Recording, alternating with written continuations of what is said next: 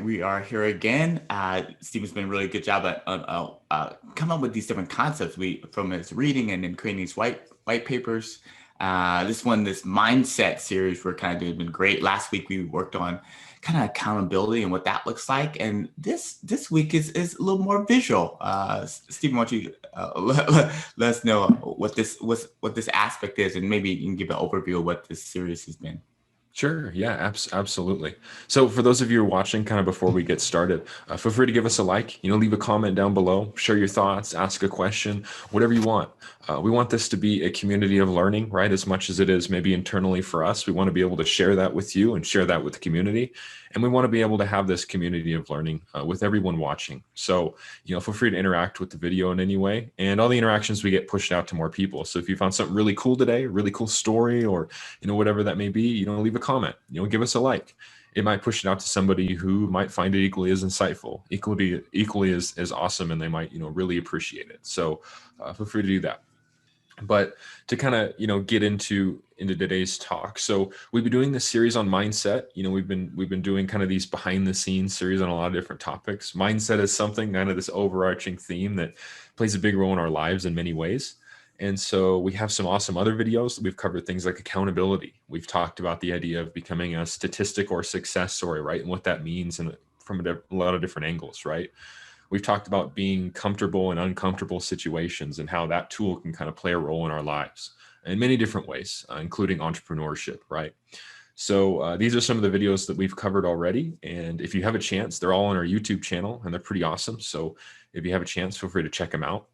Today, we're going to talk a little bit about visualization. Visualization is kind of this tool in your tool belt that a lot of successful people use, a lot of people use in many different ways. And so we wanted to talk about it in the realm of mindset and what that means and how you might be able to use it moving forward. So like I said, a tool that, a lot of successful people use in many different facets of their life is visualization. Now, for those of you who don't know, I am, currently training for the Olympic trials in the 400 meters. So there's a lot of stories with visualization and athletics that go along with that. So I might share a few of those here in a minute.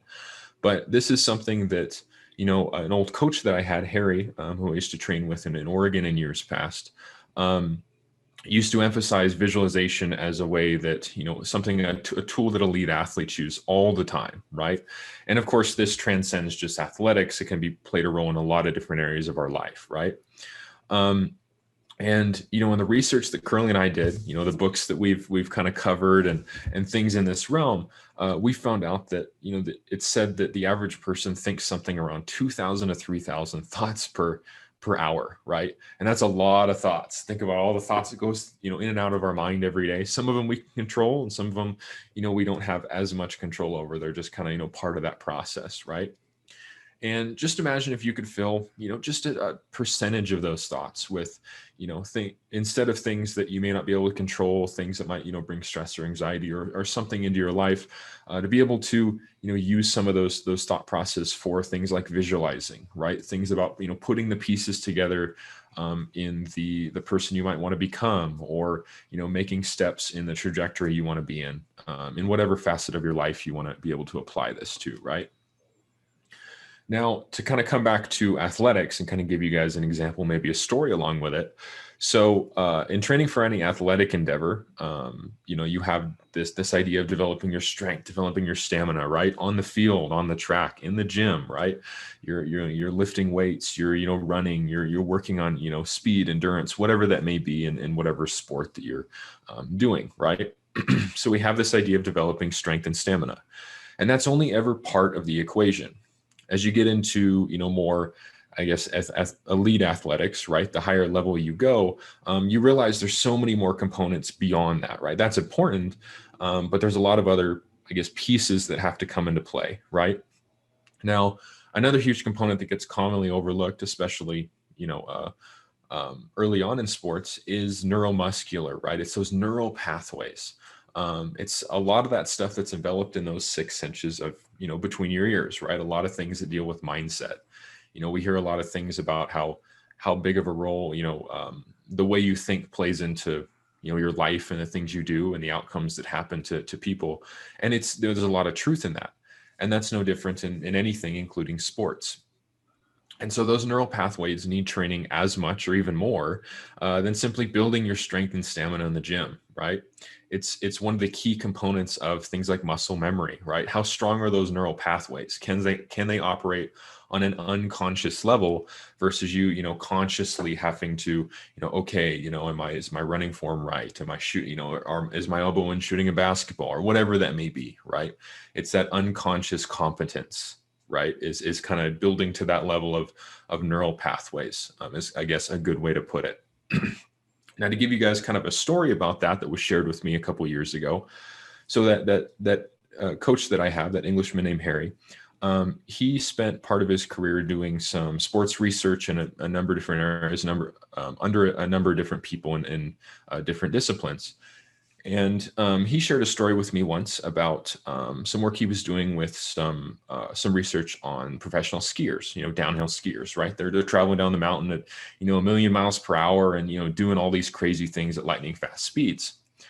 And so one of the things they did is they were doing some research on kind of those neural pathways and what that meant in athletics.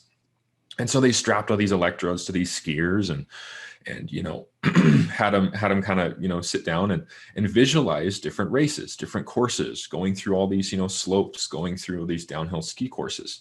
And it was interesting, some of the research that came out of it. They were able to they could have their coach sitting there and their coach could guess, okay, what course are they on, right? Oh, hey, they're on this course, they're going down these slopes, or they're at this point in a race, even that specific.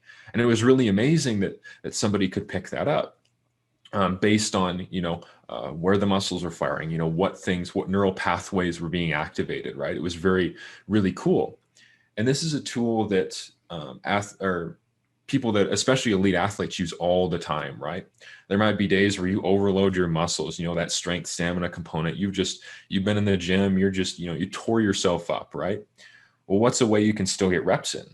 You can mentally go through the course, go through your training, go through the procedure, go through, what it would look like you running your race, or, going through that downhill ski course, right? It's a way for you to continue to practice and continue to strengthen those neural pathways, but also, not overload your muscles or things like that, right? And it plays a role, not just in athletics, but in, anything we do, right? Whether it be, become whatever version of ourselves, become that founder we want to be, become that, husband, spouse, person we want to be to, maybe, a loved one, or, that friend that we want to be to somebody else, or just that, version of ourselves we want to be tomorrow, or a month from now, or a year from now, right? Now that's great. I've never been really an elite athlete, but my dad actually did this kind of like semi-pro before he went to the business world, basketball. And I just remember my first encounter of this visualization. Like when I was growing up, he was actually saying, "Okay, I want you just to visualize the ball going through the hoop." That was my first aspect of like, yeah, it's a pretty powerful concept. And we just read a book called Daniel Kahneman. He's a Nobel Prize winner, Thinking Fast and Slow.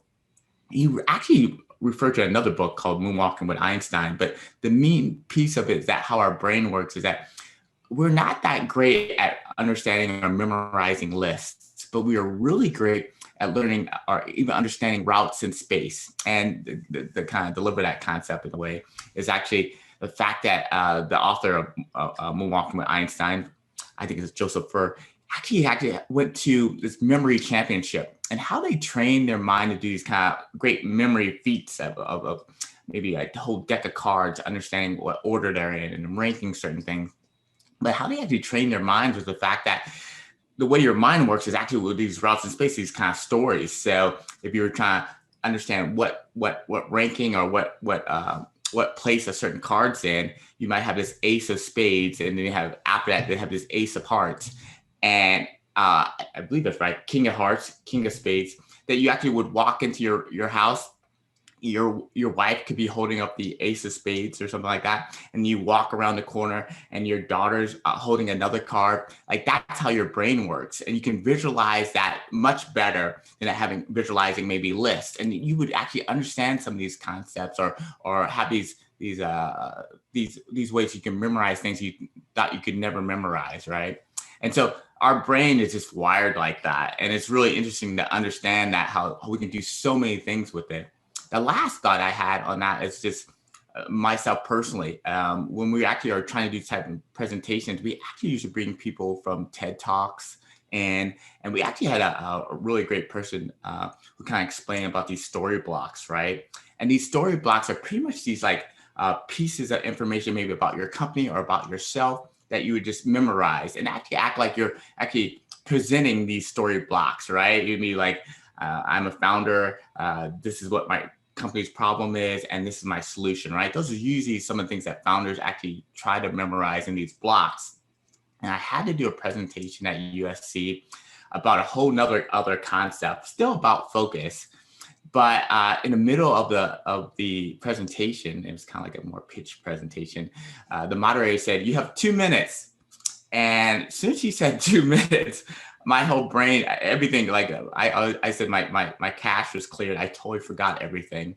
But what actually happened was pretty amazing, is that all those story blocks I was memorizing throughout the last couple of weeks or for another presentation, they actually instantly kicked in. And at least I got some of the concepts that the audience needed to know about focus. But it was amazing fact that, it was something that I felt was like even magical. And we did really well with the competition and really, really good with all the people that are there. But my team actually said afterwards, like, "Hey, you didn't say one word about what we rehearsed this whole day." But those story blocks that I had been doing or visualized doing for this kind of pretend audience actually kicked in. And I thought that was just an interesting concept. And I think having the story block concepts for founders actually, I think, really work well. And I think that's one way you can kind of implement some of these things in your founder's journey. Yeah, and I like, all the stuff you said about routes in space, right? The way that we storytell plays a huge way in the way that, our minds work and the way that we think, right? You talked about presentations. One of the things I used to struggle with quite a bit, at first, was speaking in front of people, right? Public speaking. A lot of people struggle with that. Yeah. And one of the tools that used to help me quite a bit was being able to walk through some of that in my head, right? Okay, I'm going to speak in front of 50 people for a class in college, right? Or whatever it may be. Or, I'm going to, do a presentation at a conference in front of 300 people or whatever that may be, right? But being able to walk through and be like, okay, I walk into the room, what kind of energy am I bringing, right? What kind of way am I storytelling, right? Step out up on stage or standing in front of the class and giving a presentation or whatever it may be, right? Some of those people you may know, some of them might be strangers, it's obviously easier with familiar people, right? Yeah, definitely. But at the same time, you're rehearsing that route in space, you're rehearsing that journey. And so when you step in front of those people, you step in front of that class, or you step on stage to give that talk or whatever that may be, or now virtually, right? You step, you connect on Zoom to be able to, give that presentation or whatever it may be, right? That you've already kind of rehearsed it. And so in your mind, it's like, I've done this before, this is way, the stress and anxiety and all that stuff that kind of happens is a lot lower than it used to be, because it's like, cool, this is nothing new. I've done this before. And so it allows you to be more comfortable. It allows you to walk in there and say, okay, I know what type of energy I need to bring, right? I know, I need to emphasize this on this slide, or, hey, I got this story, or whatever it may be, right? It allows you to kind of pick up the slack. Or sometimes when, somebody says something and your cache gets cleared, Yes, and your mind goes blank, it allows you to kind of, okay, where am I at? Okay, I'm on slide 8, right? Or, okay, I'm in this story. Hey, let's pick it up, right? And so it allows you to be more comfortable and be more, be in a better headspace going in. But I mean, that works in so many different areas of your life, right? We talk about presentations, but let's say you want to become a better person in your career, or a better, a better person in a personal relationship, or, you want to be able to have some goals, have ambitions, right? You want to be able to become more fit, right? What would that, version of yourself that's more healthy or more fit look like? Okay, well, they might be, be more, have better time management, right? Have time to go to the gym, or to, go on a run, or, maybe eat healthier a couple more days a week, right? And so you look at that and say, okay, I can, eventually it's like you can make progress to get there. You now have kind of thought about that route in space that you need to take to maybe get to that point, and say, okay, well, today, let's say I don't go to the gym at all, right? So, okay, well, maybe I need to go on a run a few days a week. So let's do that 2 days this week or something, right? Or, hey, I want to be able to spend more time with family or spend more time with friends or whatever. Okay, well, maybe I should, make, have better time management in my career or some other areas of your life, right? So it gives you kind of this visualization component. Be like, okay, what would that version of myself look like? And then you say, okay, well, here's what they would be doing. Here's that version of myself, and here's how they would act. Here's how they would behave. And it allows you to kind of reverse engineer that, if you will, or kind of define that route in space the same way you would if you're rehearsing a talk to a mirror, or you're thinking about, what type of energy would I bring into a room when I'm, giving a presentation or something like that, right? And so you're rehearsing that route in space. And so you now, have a path of, what does that look like, And so when it actually happens, then it's, easier, it's more comfortable, and you may be able to, deviate from that path or find ways to improve it or whatever that may be, right? Which is really cool. So.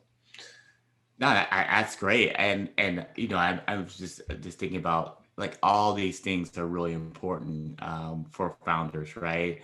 And just what we try to teach at Fokcus is three things: really planning, this kind of execution of something, and then like storytelling. And it's just really good to just think about what that looks like.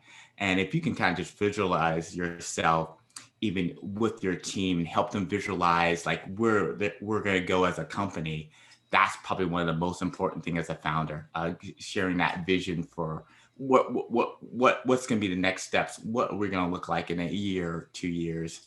I think that's probably the most important part of actually being a founder, is actually giving that kind of vision, and that's just aspects of visualization. But thanks, Steven, so much for this. I think this has been a great topic. I'm looking forward to the next part of the series. I think we're gonna just kind of this kind of journey part. But thank you for this. Yeah.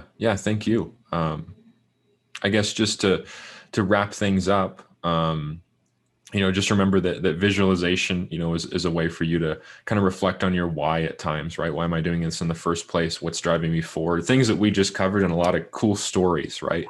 And those answers, allow you to, become that version of yourself, push through your challenges, push through, uncomfortable situations, things that we've talked about, right? Accountability, and things like that, and get to the other side, right?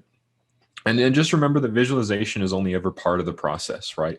You still have to put in the work. There's still, this other, a lot of other components that take place beyond visualization. But it is a great tool to be able to have in your tool belt. And I think it's a tool that, a lot of people who, are very successful in whatever area of their life they want, they are successful in, use visualization to some degree, right? It takes a heck of a lot of, mind over matter to achieve anything great in life. But if you can take incremental steps and use tools like visualization, day by day, I think that at the end of the day, you're going to find, another life, or the life that you're looking for, just waiting for you on the other side of that. So. Sounds good. And I'm looking forward for the next one. I got the next section is going to be pretty cool, your white paper. So yeah, thanks, Steven.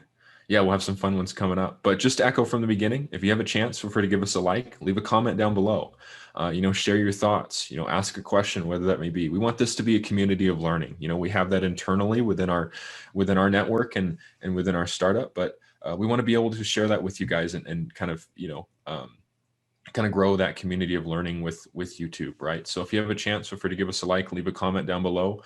And all that helps push these videos out to more people. So if you found some story really cool today, some really insightful, interact with the video in any way, and you may push it out to somebody who may benefit a lot from hearing that same story. But as always, we will see you in the next video. All right. Thanks, Steven.